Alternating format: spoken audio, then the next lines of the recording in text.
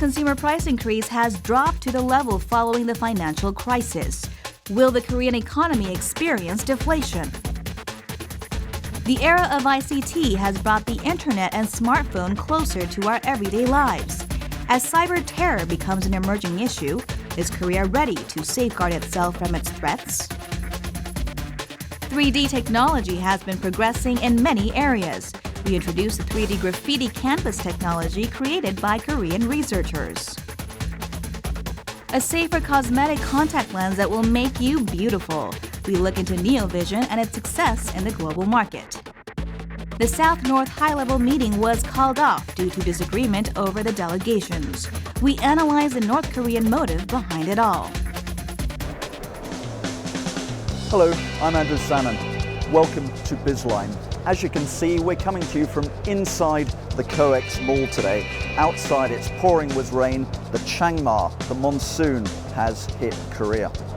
But we're not here to talk about weather. We're here for business. And in the show today, we're covering everything from color contact lenses to deflationary fears to internet security. But before we go to those features, let's take a look at the breaking business and economic news that have been hitting the headlines in South Korea this week.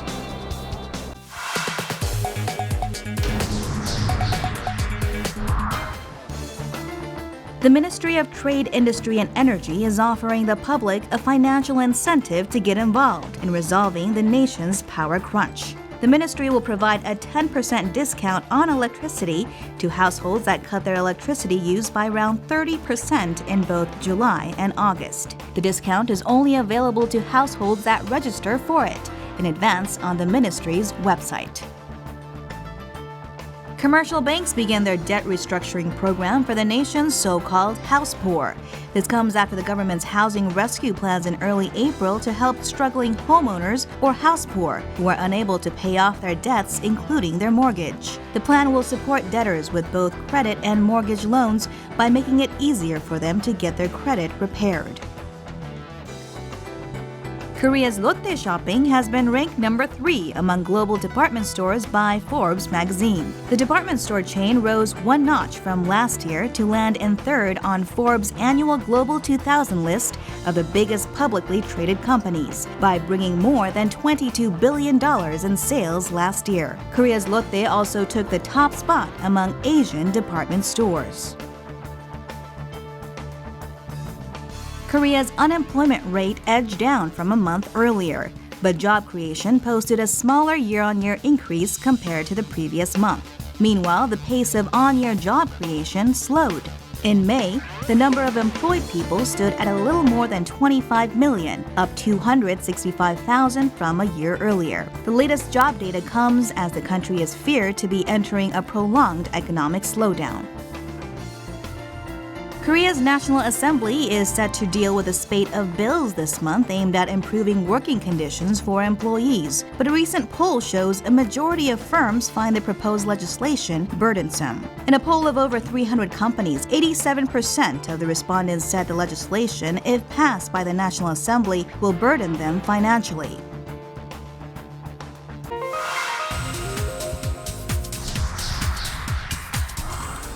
South Korea's CPI, or Consumer Price Index, has been rising at the level of just 1% for the last 7 months.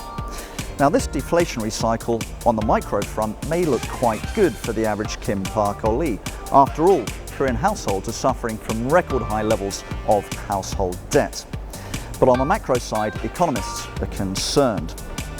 This situation is looking eerily similar to that faced by Japan in the early 1990s, just before that country entered 2 decades of stagnation. Is Korea heading in the same direction? Let's take a look. Question still lingers whether South Korea is en route to full economic recovery, and economic data released regularly by the government provides some clue as to whether the country is heading. Recently released Consumer Price Index, an important measure to the country's economy, has raised concerns that Korea may not be faring well and could possibly face deflation. So what is the Consumer Price Index? Why is deflation a bad news? And is it really going to happen in Korea? The Consumer Price Index, or CPI, measures the cost of living for the average Koreans. CPI는 한 나라의 전반적인 물가 수준을 측정하는 경제 지표로서 간단하게 생각하시면 주부님들이 마트에서 동일한 품목을 매달 구입하셨을 때 그 가격이 전월보다 올랐는지 아니면 그 가격이 내렸는지를 파악하는 지표라고 생각하시면 됩니다. The latest CPI data released by the government showed that the index rose only 1% year-on-year in May, which is the lowest rate of increase since the 1997-98 Asian financial crisis.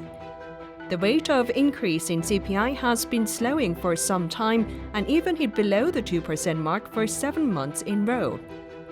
The government explained that the slowing trend was due to fall in agricultural product and petroleum prices. With the slowed price rise, deflation concern has been on the rise. So what is deflation? 자산 가격이 하락하게 되고 전반적인 물가가 낮아지면서 사실 물가가 싸지면 이제 좀 더 소비하기 쉬워지는 거 아니냐라고 인식을 하게 될 텐데요. 사실은 가격이 싸지게 되면서 기업의 활동이 위축이 되고요. 또 그래 되면 가계 소득이 또 줄어들게 되고 이는 다시 자산 가격 하락과 전반적인 물가 하락으로 이어지기 때문에 사실 디플레이션이 좀 작은 인플레이션보다 훨씬 안 좋은 경제 현상이다 이렇게 보통은 받아들여지고 있습니다. Deflation creates a vicious cycle in the economy which neighboring Japan has been going through for 2 decades. 지금 일본이 디플레이션 상황에서 탈피하기 위해서 갖은 수단을 쓰고 있음에도 불구하고 아직 디플레이션에서 탈피를 하지 못하고 있는데요. 이렇듯이 디플레이션 국면에 빠져들게 되면 이것이 그 경기 침체의 악순환을 계속 겪게 됩니다. So why is deflation a bad news for any country, not just for Japan or Korea? 물건이 가격이 싸지기 때문에 앞으로 미래에 소비하는 것이 더 이득이라고 생각해서 소비를 늦추게 되고 이런 소비가 늦춰지게 되면 결국 기업들도 판매가 되지 않기 때문에 생산량이 줄어들이는 결국 이 경기 침체가 점점 심화되는 악순환을 겪기 때문에 이것이 문제가 되는 겁니다. Fortunately, Korea isn't likely to follow the footsteps of Japan because deflation there was caused by a burst in a huge asset bubble in the early 1990s, while Korea hasn't formed a bubble as big. To sum it up, deflation results in low interest rate, but companies can't sell their product as much as they had been, so they don't invest, and that means laying off workers or cutting down on wages, something consumers don't want to see. But the concern is there because on top of a noticeable drop in the consumer price index, South Korea is experiencing slowed economic growth. The Korean economy is expected to grow in the range of 2.6% to 2.8% this year, while in the first quarter, the economy grew 0.8% from the preceding 3 months. In 2012, the economy grew only 2%, which is below the country's growth potential of around 3.5%. So is South Korea in the risk of deflation? Well, the market watchers say that it is not happening anytime soon. 이 침체 국면 속에 있다 보니까는 아무래도 수요 압력이 많이 줄어들고 이로 인해서 지금 이제 전반적인 물가 상승률 자체도 많이 낮아진 상황이긴 합니다. 근데 아직 현 상황에서 여러 가지를 종합해 볼 때 한국은 아직 디플레이 국면까지는 접어든 건 아니지만 그것에 대한 우려가 높아진 것은 사실입니다. And with the price index below the central bank's deflation target band, there leaves more room to support growth. The Bank of Korea has set an inflation target band between 2.5% and 3.5% from this year until 2015, and the consumer price index has been staying below the target band throughout this year. Since the inflation rate is slow and that it is below the BOK's inflation target band, does it mean that the central bank can utilize monetary policy to boost economic recovery process? 이는 사실 결국 좀 더 통화를 완화할 여지, 그러니까 금리를 낮출 여지가 있다라는 것을 이제 의미하게 되는 거고요. 또 현재 경기 상황에서 봤을 때 글쎄 앞으로의 경기 회복을 보면서 금리를 안 낮추는 것보다는 금리를 좀 더 인하할 여지가 분명히 존재한다라고 봐야 될 것 같습니다. The consumer price index is showing the lowest figures in more than a decade because consumption hasn't recovered amid slowed economic growth. So what lies ahead of least in the second half of this year? Is there hope of things getting better? 결국은 디플레이션 가능성은 제한적일 거다라고 판단을 하고 있는데요. 사실 농축수산물이라든지 석유류 가격을 제외한 근원 물가는 이미 작년 하반기 이후로 회복되는 상승하는 모습을 보이고 있고요. 이는 작년 하반기 이후 미약하나마 경기가 회복되고 있다는 점에서 그 궤를 같이 하고 있다라고 말씀드릴 수 있을 것 같습니다. Although the concerns are there, South Korea is not about to experience a deflation, drop in prices amid slow growth. And there still are expectations of economic recovery in the second half of this year. However, the government and the central bank need to keep a close watch on the economic indicators to appropriately utilize its fiscal and monetary policy to resuscitate the economy, which is showing weak signs of recovery.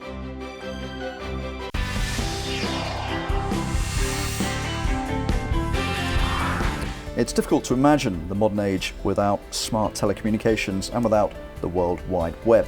These technologies have connected us, they've made our lives more convenient and more entertaining for most of us. However, there is a downside.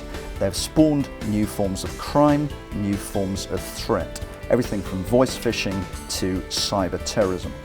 What's the scale of the problem? What are some of the solutions? To answer these questions, we'll be speaking to Dr. Lee Jung-kwon of Media and Future Institute here in Seoul. Dr. Lee, thank you for joining us on Bizline. Okay, let's get started. Now, smartphones, of course, are very, very widely used all across Korea, some of the widest user penetration rates on earth, and we're seeing new forms of crime. One of these, of course, is SMS phishing or smishing. What are some of the trends in smartphone crime here in Korea?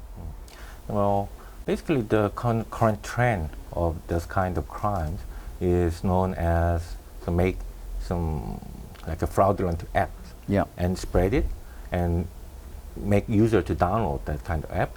And also there's another kind, like sending some SMS containing like degrading. There's a very good information and make user to press it. And then after that, there's a like a bad, some kind of bad code will be the download to the mobile phone and make some malfunction and make some crime or data leakage of personal information and financial information and so on. That's the current basic trend. Understood. Do we have any idea how much damage has been done by this kind of smartphone crime? In last year, in 2012, the crime cases reported more than 19,000 cases, like a very huge number. In 1 year?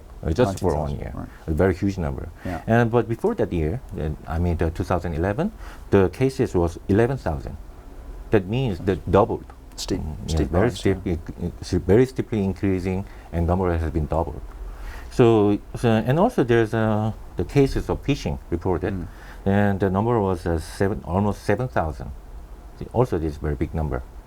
So, and also there's other cases like impersonate. So, like impersonate of public office or financial institution. A form of phishing, you mean? Right. Yeah, right. That's right. Yeah. And the total amount of that the victim number of victim is more than 2,400. Okay. Now, of course, personal information that's being disseminated to online companies, data companies, is very frequently leaking and sometimes flooding the market. And we've seen this a lot in Korea, particularly with finance companies.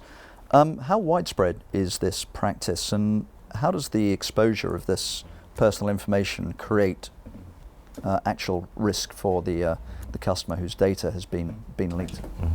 Well, in Korea, as you know, Korea is very developed e-commerce industry. That means the individual, they are always trying to purchase something through the web. That means that he provide his personal information to the business sector, but sometimes there is some crimes of leak that kind of personal information, very usually. But well, in fact, the personal information in Korea that contains like lots of information of individuals, like financial information or where he lives or his address and his age and his tendency as well. So if criminal want to utilize that kind of personal information, then he can make some other like crimes like hacking or phishing as well, and also he can penetrate into someone's bank account and he can some steal money from the bank account, and that is the basic problem.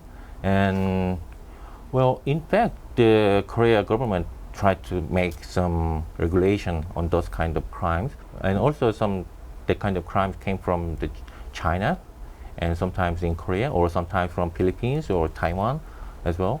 So it's and also it's some cross-border issue. Sure.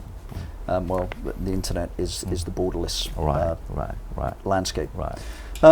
We talked a little bit about phishing, which tends to impact individuals. Let's move on to the topic of the broader topic of cyber hacking, which tends to impact companies, organizations, or even nations. Now, how big is this an issue worldwide, and are there effective national and international bodies and laws dealing with this in the cross-border space that is the internet?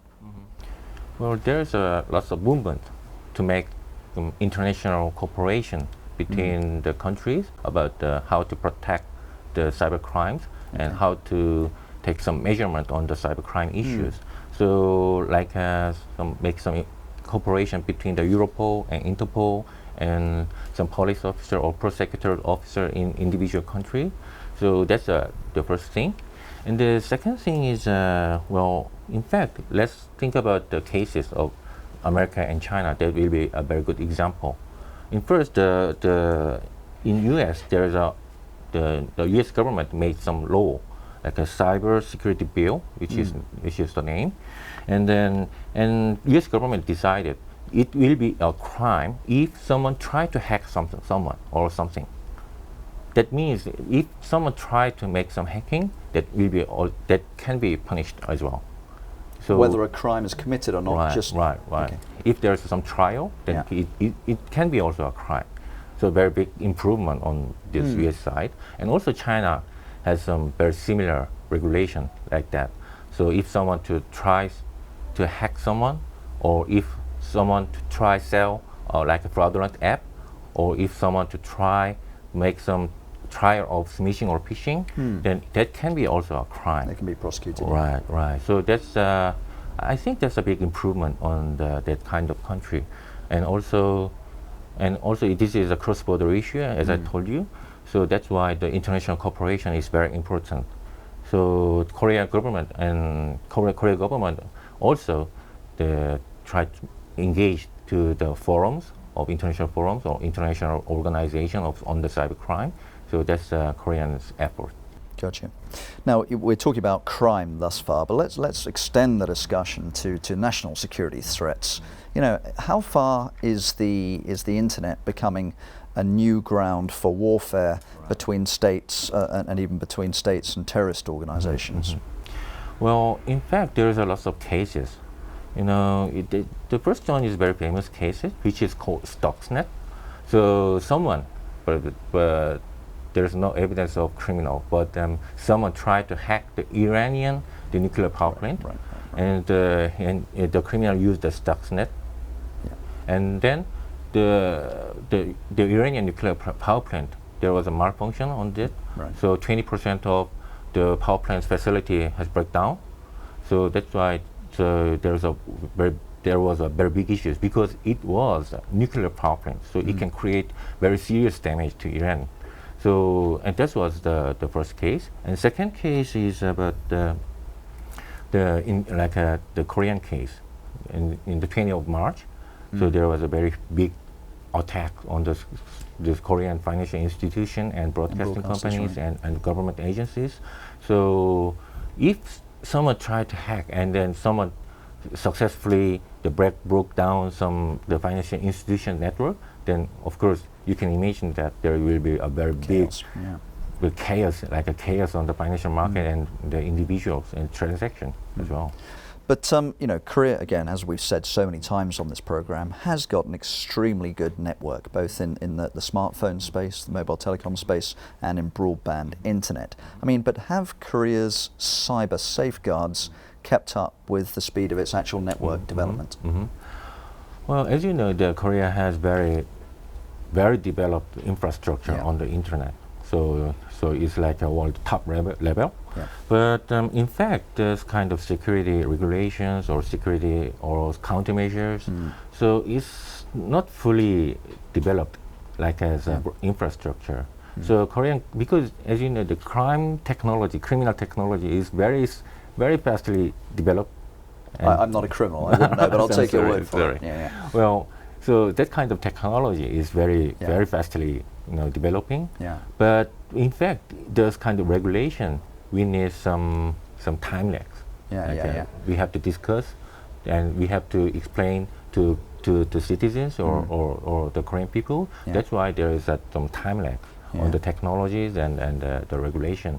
But Korean government at this time, the Korean government want to make some big improve on the cyber crime or cyber terrorism issues, such as make some improvement on the law, and also they want to make some more budget on the security technology or this kind of like firewalls and safeguards, and I think that the Korean government makes some effort on to make some countermeasures on the crime and terrorism. Okay, but as you said, I mean, I think the gamekeeper will always be a step behind the poacher. The policeman may always be a step behind the criminal.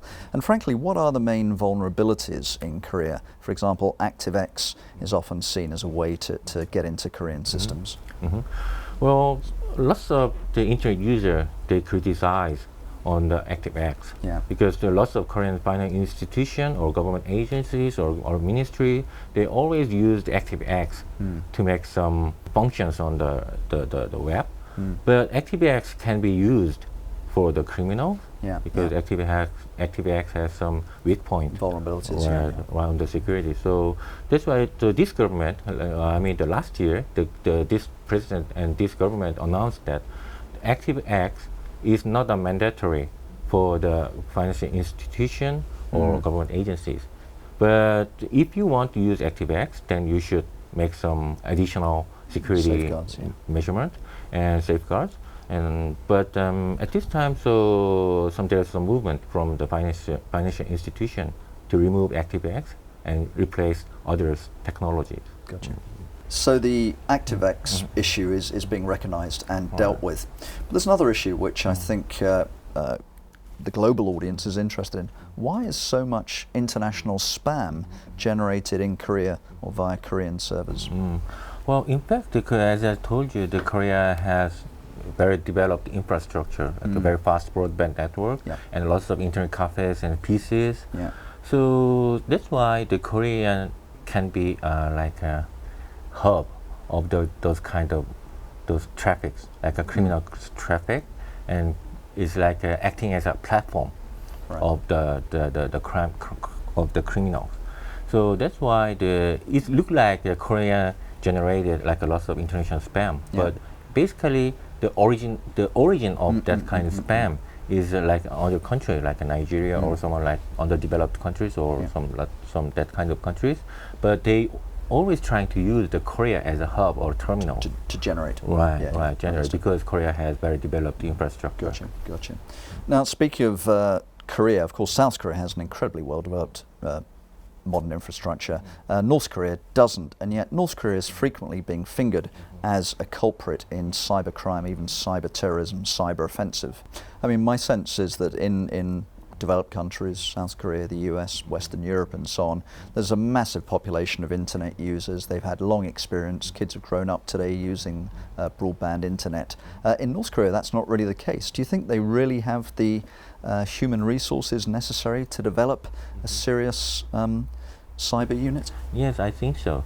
Well, because the North Korea is very underdeveloped in terms of internet, and there's no freedom as well. But in fact, North Korea want to make some military, like a virtual military powers on the web. So they are make some training to the soldiers or expert. They want to make some expert hacker expert in North Korea. But the interesting thing is, in fact, the hackers is like a very private side, right? Like teenagers or university students. But in fact, in North Korea, they are the government, the North Korean government. They are make some training on the hackers, and they are managed by government, the hackers are managed by the government. The hacker office is like under the branch of North Korean military Ministry of Defense. So that's very interesting thing. So the North Korea want to make some virtual military power on the web. Okay, good. Now, speaking of competition, I know that you're one of the key figures behind the Seoul Conference on Cyberspace 2013, which I think takes place in COEX in October. You're right, October. Is there going to be a significant security side or forum or discussion during that conference? Yes. Well, in fact, the Seoul Cyberspace Conference is very big, the international conference in terms of cyberspace. Well, basically, it was held by London first in 2011, and the last year the Budapest held it, and this year the Korea government want to show some kind of discussion, provide some discussion playgrounds. This cyberspace conference provides 6 issues. The first one is cyberspace and economic development. The second one is cyberspace and the benefit of cyberspace in terms of society and culture. And third one is cybersecurity. And fourth one is international security, like how to handle the cyber terror between the countries. And fifth one is like a cyber crime. And sixth one is capacity building, how to train people and how to make some skillful to users in the web. Right. So, well, we expect this conference will be more than 90 countries will be attend, and more than 60 or 700 the experts on the cyberspace will be attend to the conference. So we expect that there will be a very good discussion and very good results of these cyberspace issues, as well as the cyber crime and cyber terror. In that case, well, there's a very good chance that we'll be seeing you again in October. Dr. Lee, thank you very much for being on Bizline. Thank you very much. Thank you. It's been a pleasure having you.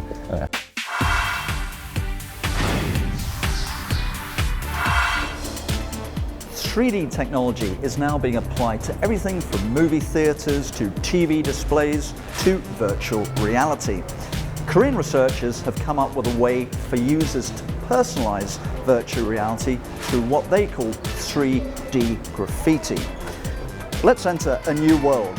This is a world where the user can draw in 3D inside virtual reality any design he or she wishes. That design will then come alive within the wider virtual reality landscape. People can now enjoy content with all 5 senses, not just visually. Let's find out what types of digital graphic technologies are available now after the developments of graphic technologies ranging from 2-dimensional to 3 and currently 4-dimensional.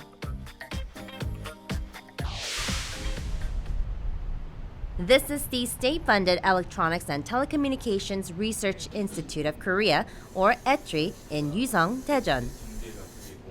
The virtual reality research team in the ETRI recently developed a source technology for the 3-dimensional graffiti canvas technology. The novel technology turns conventional graffiti scribbled down on a wall with spray paintings to an interactive drawing system based on virtual reality. Compared with conventional graffiti or drawing sketched on the surface, in the analog environment, this technology gives life to still images by digitalizing them. That's not all. A butterfly moving along with the eye movement comes out from the screen. 좀 전에 그렸던 나비를 지금 가상 공간으로 이동을 시킨 상태인데요. 가상의 공간에서는 지금 나비가 사실 떠다니고 있습니다. 이 나비를 보기 위해서 이 특수한 안경을 통해서 이 나비가 떠 있는 영상을 볼 수가 있고, 이 안경을 가상의 공간에서 멀어지게 하면 나비가 보이지 않고 다시 그 공간을 향하게 하면 나비가 보이는 이런 그 디스플레이 장치가 되겠고요. TV 바깥쪽에 있는 영역에서도 가시화가 가능한, 가시화 영역을 넓혔다고 보시면 되겠습니다. In other words, the butterfly always floats in virtual space outside of the screen. When a person with a pair of special glasses turns away his or her eyes from the butterfly on the screen, a butterfly floating in virtual space appears on the glasses. But the butterfly will no longer be seen if the viewer's gaze is outside of the virtual area. 그래피티에서 보신 바와 같이 가상의 객체를 TV에서 안경형 디스플레이로 이동을 시키거나 안경 디스플레이에서 다시 TV로 이동을 시키거나 이렇게 컨텐츠가 디스플레이 간에 이동을 시킬 수가 있고요. 만약에 가상의 골프의 경우에는 골프의 화면은 TV를 통해서 보고 골프 치는 사람의 자세라든지 골프 공을 안경 디스플레이를 통해서 보여줌으로써 그 디스플레이 간에 연동을 할 수 있는 기술이 되겠습니다. Before, it was only possible to zoom in and retrieve images with the existing head-mounted display. But the special glasses not only retrieve images in the high-definition 3D format, but also connects with other 3D displays surrounding it throughout the network. Such 3D graffiti canvas technology is considered as a source technology that could bring forward the era of 4D, enabling people not only to watch and listen to content, but also touch and feel them. At the 4D Theater located at the Gwacheon National Science Museum, it is possible to experience realistic digital world with shaking chairs and wind effects. Also, a scene changes automatically when the motion tracking screen detects movements of audiences gathering and throwing stars. 블랙홀에서 빠져나오면서 소구도 치고 차가운 공기도 나와서 시원했어요. 과학적 사실을 기반으로 만들어진 아이들이 상상을 자극하고 과학에 대한 흥미를 유발시키기 위해서 만들어진 체험을 할 수 있는 공간이고요. 여기서 가장 재미있는 것은 일단 4D 극장이에요. 4D 극장에는 약간 인터랙티브한 요소가 많이 추가되어 있기 때문에 거기에서 아이들이 많이 재미있어하고 흥미도 유발되고 환호성도 많이 지르고 좋아하는 편입니다. So far, the existing four-dimensional technology has been best known for exploring all five senses. On top of that, the 4D technology that enables interaction with spectators is currently under development by the ETRI. 예를 들어서 커다란 공룡이 거의 손이 닿을 만한 곳에 다가와서 저희가 공룡을 터치를 하면 공룡이 뒤로 물러선다든지 아니면 둥둥 떠다니는 어떤 물방울을 터치를 하면 물방울이 터진다든지 가상의 키보드가 가상으로 떠서 그것들을 터치함으로써 어떤 글자를 입력할 수 있도록 그렇게 할 수 있습니다. Unlike the existing 4D writer, images are projected on a hemispherical screen, not on a flat surface to create three-dimensional effect, and screen images and chairs are controlled simultaneously through the motion tracking technology. 기존의 라이더는 미리 정해진 시나리오에 따라서 그 움직임이나 그 화면 이런 것들이 정해진 대로 갑니다. 하지만 저희들은 사용자, 그러니까 체험하고 있는 사람의 그 행동에 따라서 그 화면의 움직임과 좌석의 움직임이 계속 바뀌게 되고요. 단순히 화면이 지금 현재 표현해 주는 것을 감상하고 오감으로 체험하는 것에 더 나아가서 그 화면이 표현하는 공간에 직접 내가 들어가서 그 공간 속에서 보고 만지고 느낄 수 있도록 하는 것이 목표입니다. South Korea boasts its 4D technology, currently considered as one of the world's best. The world's first 4D theater dedicated for playing 2-hour full-length films opened in Korea, and the country's technology advancement has allowed to play a 3D movie in the 4D environment by applying 4D technology to the 3D movie. Continued progress in the digital graphic technology has allowed people to enjoy not only sensory experiences, utilizing all five senses, but also interaction. And in the near future, people will be able to enjoy 4D contents that are more real than the real world.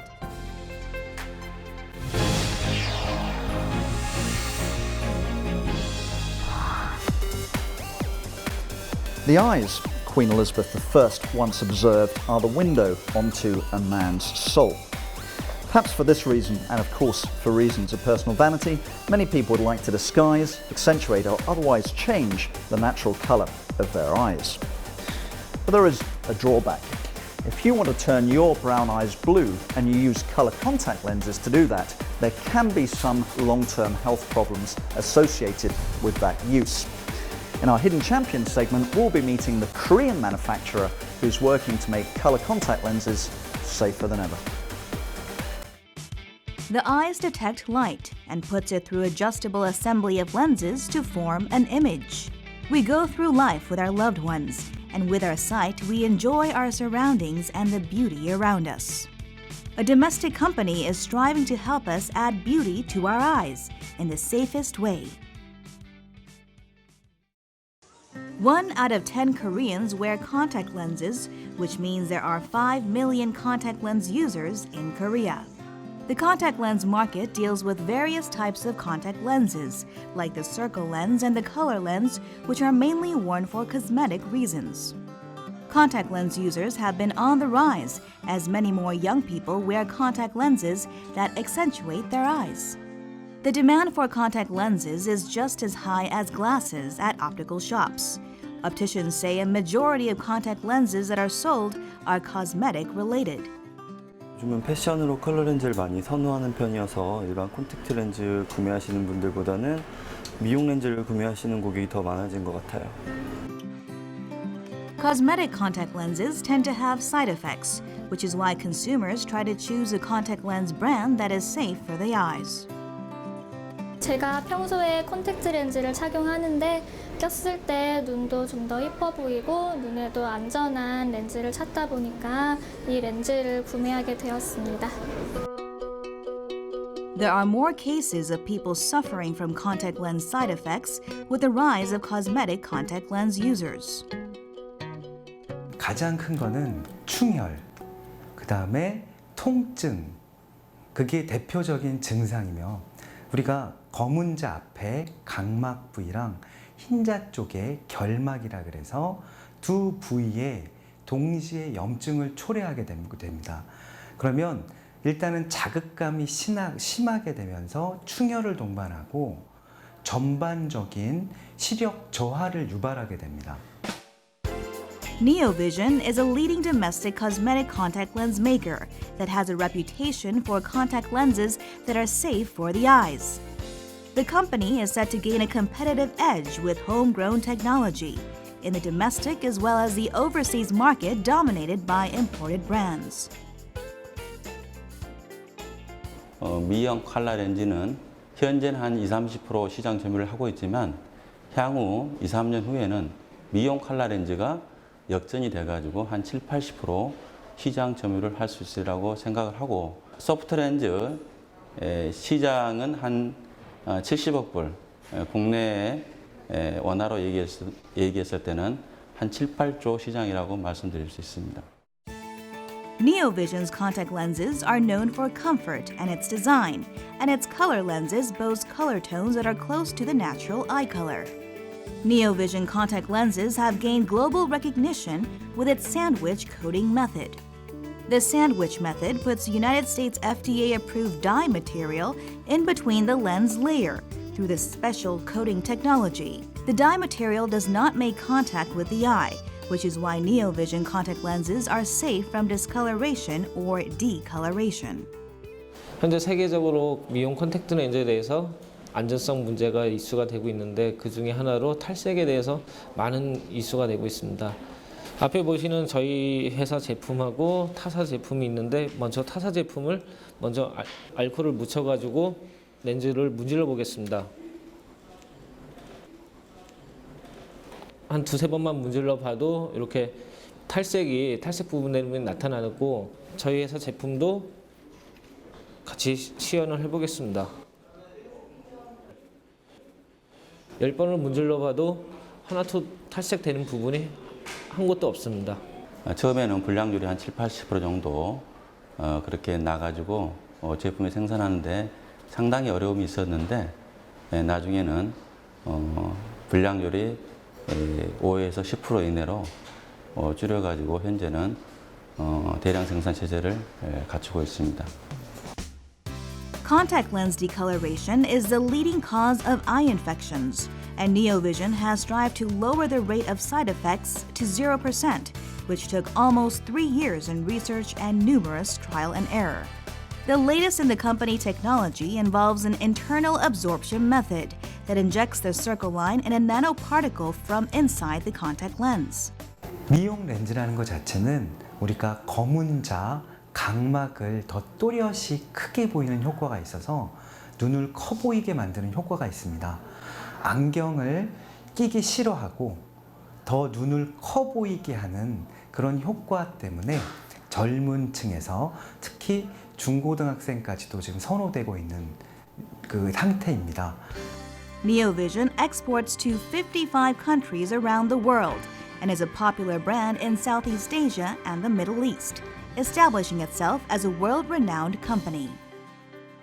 다국적 기업들이 세계 시장을 거의 점유를 하고 있습니다. 그러나 향후 미용 칼라 렌즈 시장이 메인 시장으로 떠오르게 되면 국내 콘택트 렌즈 제조 회사들이 상당히 시장 점유를 많이 할 수 있을 거라고 생각이 되고, 그래서 앞으로 시장 전망은 아주 밝다고 말씀드릴 수가 있습니다. The goal of providing better vision and beauty. This is the latest trend in the global soft contacts lens market, which combines visual correction with aesthetics. NeoVision has kept a high standard in design and safety, in line with the changing market demand. We are headed closer to the day when people around the world can see through the NeoVision products.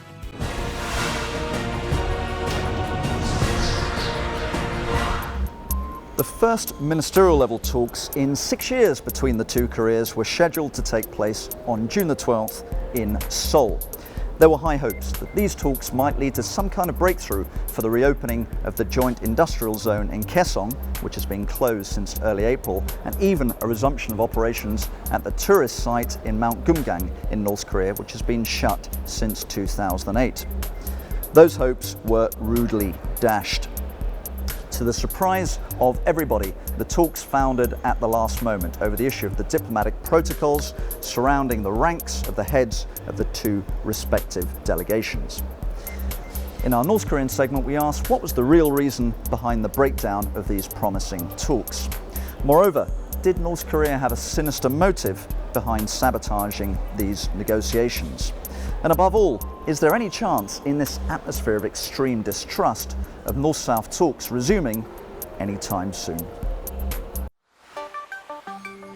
On June 6th, North Korea issued a surprise proposal to South Korea after months of hardline rhetoric and provocations.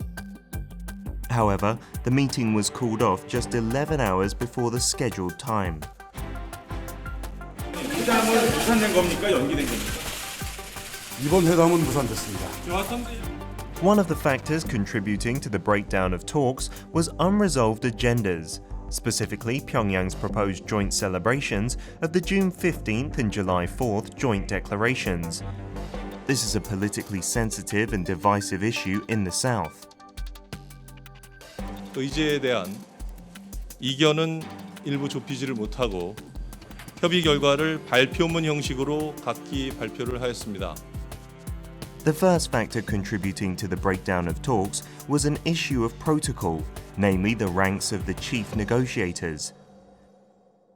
North Korea is making issue out of this simply to cancel out the meeting, which of course goes to show that their approach to South Korea on the 6th to have dialogue was not very sincere. What's the real intention behind North Korea's move to re-engage in dialogue with the South? Experts say the US-China summit, which took place right after the North's proposal to the South, played a big role. Ahead of the summit between the two major powers, Pyongyang sent a high-level confidant to Beijing in May, a move seen as an effort to mend somewhat strained ties with its most important ally.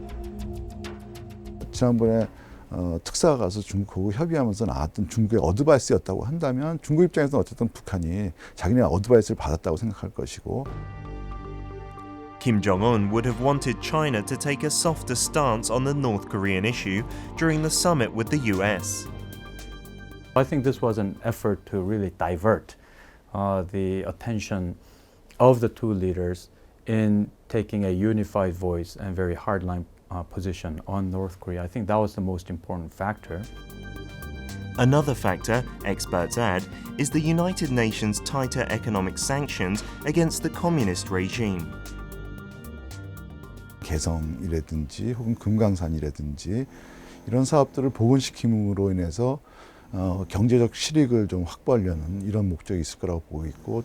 To North Korea, South Korea is just a counterpart that could provide economic assistance or cooperation. We usually call it cooperation, but we know that it's really a unilateral assistance going to North Korea. So they only see South Korea as a source of money, and that's it. Experts have different views on whether there will be another inter-Korean dialogue in the near future. 남북 관계라는 게 지난 60년 동안 보면은 좀 비유적으로 하면 좀 부부 싸움 같은 좀 성격이 있습니다. 그러니까 싸우고 절대 안 볼 것처럼 하다가도 갑자기 만난 거거든요. 남북 관계 복원을 푸시하는 좀 힘들이 있다는 거죠. 그래서 그 면에서 여전히 저는 재개 가능성이 있는데 요 단기간에는 조금 조율을 하고 숨을 고르지 않을까 이렇게 보고 있습니다.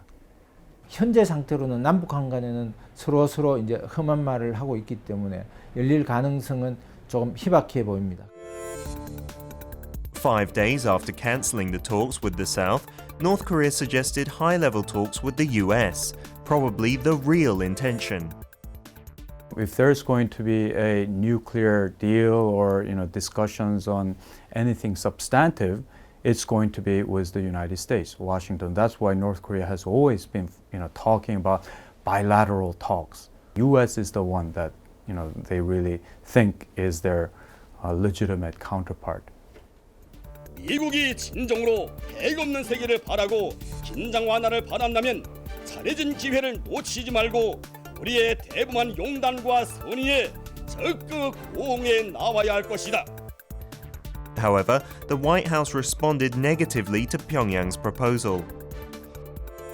They have to be based on them living up to their obligations, to include on proliferation, on nuclear weapons, on smuggling and other things. And so we'll judge them by their actions, not by the nice words. First and foremost, the United States will not accept North Korea as a nuclear-armed state. I don't think you can expect somehow all of a sudden the Obama administration taking a very lax stance in dealing with North Korea, especially the nuclear issue, just because North Korea has come out to say that we want to talk with you. North Korea should realize their abnormal actions will no longer be accepted by the international community and start to deal with the outside world on normal terms. Things are different now.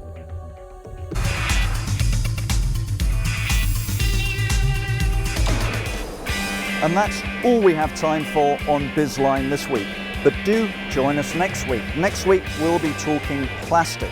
South Koreans are some of the world's most enthusiastic users of credit cards, and we'll be looking at the pros and also the cons of this swipe-happy trend.